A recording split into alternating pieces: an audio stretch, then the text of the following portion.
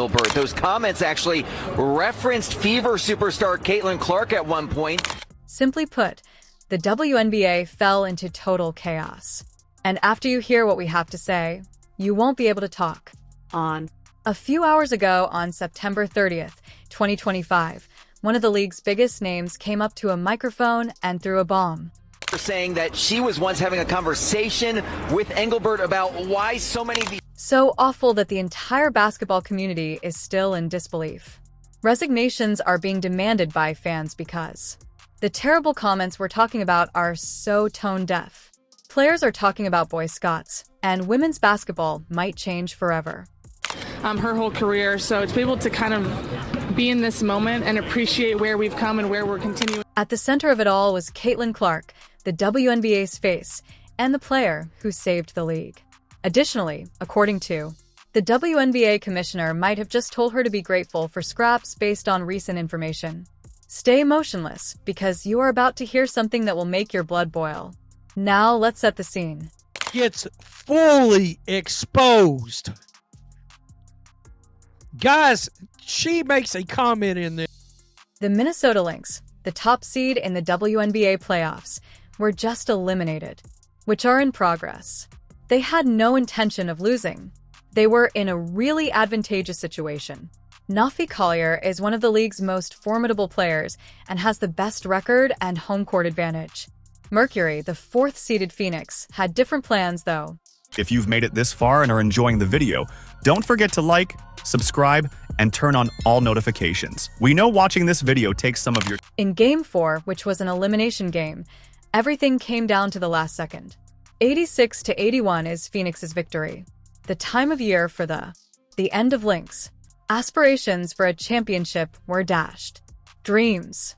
Late in the game, Nafi Collier sustained an ankle injury during what many are calling a controversial no-call. Her coach, Cheryl Reeve, lost his mind on the sidelines. Their frustration was clear to see.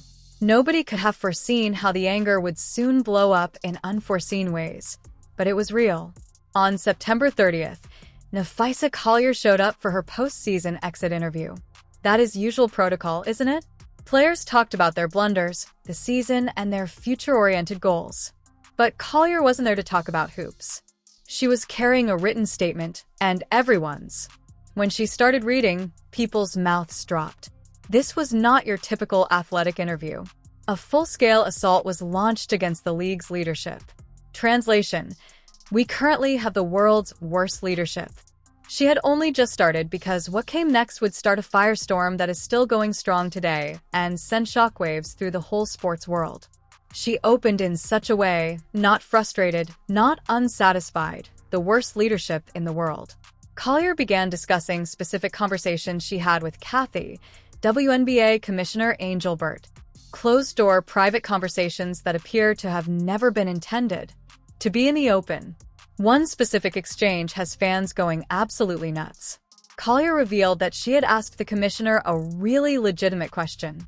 How do you plan to deal with the fact that, despite clearly making a ton of money for this league, players like Paige Brewers, Angel Reese, and Caitlin Clark only made so little in their first 4 years? That is a reasonable question, isn't it? These are not your usual players.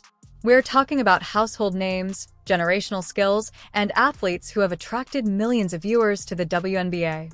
Clark is the only one who is broken wherever she plays. Attendance logs. The league now consistently receives viewership numbers whenever she plays that were. It seemed unimaginable just a few years ago. Collier therefore asked how these celebrities would be compensated for their actual worth. Everything starts to go really haywire at this point. Commissioner Engelbert's answer was this. Nafi Collier says that Caitlin ought to be grateful for her $60 million off the court because, without the WNBA's platform, she would have been unable to make any other money. Let that soak in for a while. Reports state that the WNBA commissioner notified one of the best players in the league that Caitlin Clark deserves for reviving interest in women's basketball on her own. Acknowledgement. Clark should be appreciative of the opportunity the WNBA has provided her, not that the league has to show gratitude to her or figure out how to compensate the players who are essential to their success.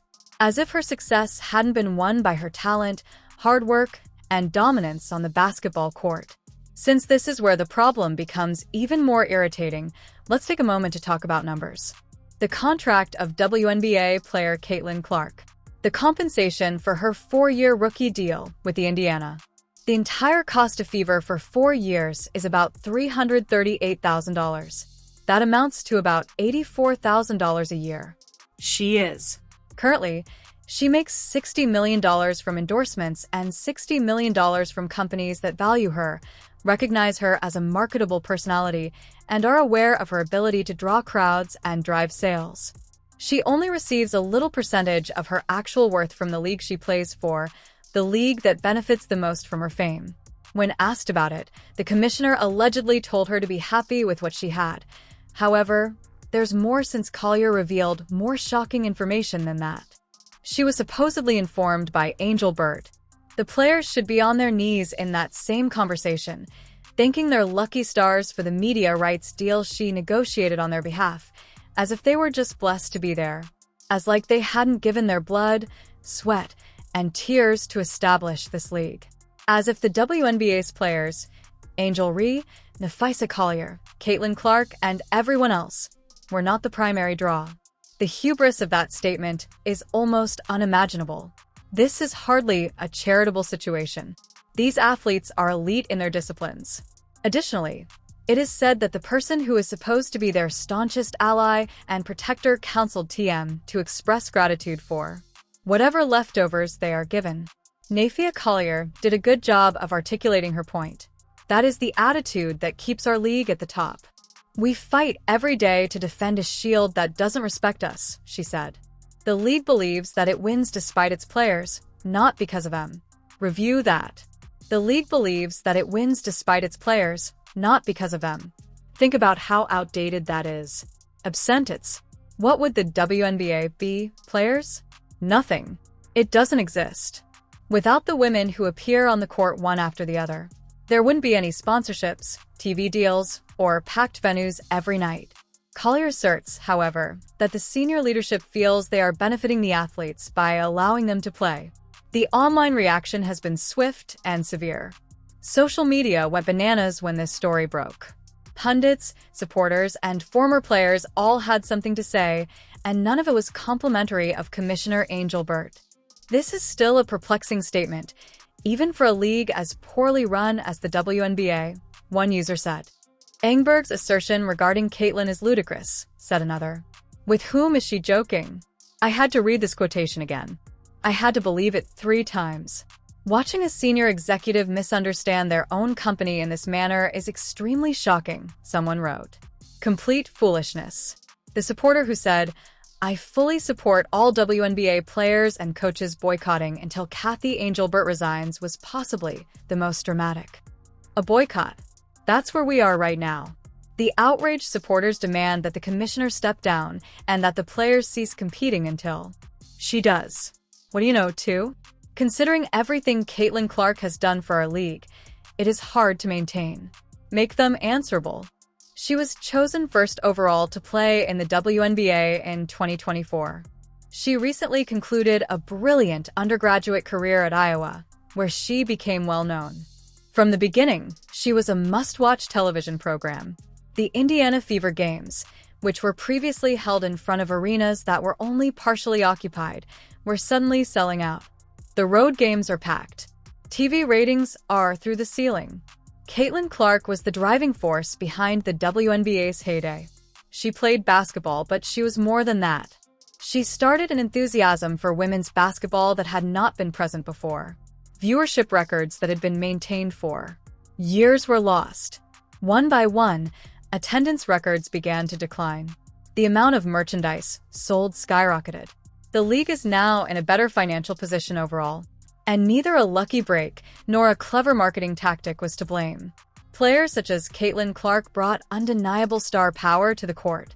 Thus, the commissioner's purported assertion that Clark should be grateful for the WNBA's platform, as long as she is not tone-deaf. In actuality, that is untrue. The WNBA wasn't required for Clark to gain notoriety. She was already a mega star. She may have chosen to use her abilities in a country with higher wages. She could have focused only on her sponsorship agreements and media appearances. She did, however, choose to play in the WNBA. She decided that this league would be the focus of her finest years. The league's response to these allegations was to notify her that she ought to be appreciative. That isn't leadership. Well, that's delusion. The element that further intensifies this. This is challenging. The WNBA has made great strides in recent years. An important step in the right path has been taken with Angelbert's agreement on new media rights. It is worth billions of dollars over several years and will boost the league's overall revenue. The problems, though, are with the method the funds are being distributed and, more importantly, the apparent attitude that accompanies them. The player-league connection is seriously misunderstood. The players should be ecstatic about a contract if the commissioner really informed them that. Brokered. Since they are not employees, players should be happy with whatever they get. They have a partnership. They are the final outcome. Without them, no settlement can be negotiated. Additionally, the fact that rookie contracts are structured so that superstars earn less than $100,000 per year while the league records record profits is an issue that has to be addressed rather than disregarded. Clark and Angel Reed are in the same predicament. Paige Bowers, who will shortly join the league, will be in the same boat. These players are outstanding. They can fill arenas and rule the field social media highlights and trends. They are highly valued by the league as a whole, as well as the teams they play for. But because of the current CBA system, they will only receive a small percentage of their value while on rookie contracts. Furthermore, instead of acknowledging that this is a problem and collaborating with the players to find solutions, the commissioner allegedly told them to express gratitude. A successful, long-lasting league isn't made that way. By doing this, you could foster hostility and eventually lose your best stars. And Nifa Collier's message is so important and powerful because of this. She wasn't just complaining. Following a challenging loss, she didn't merely vent her annoyance.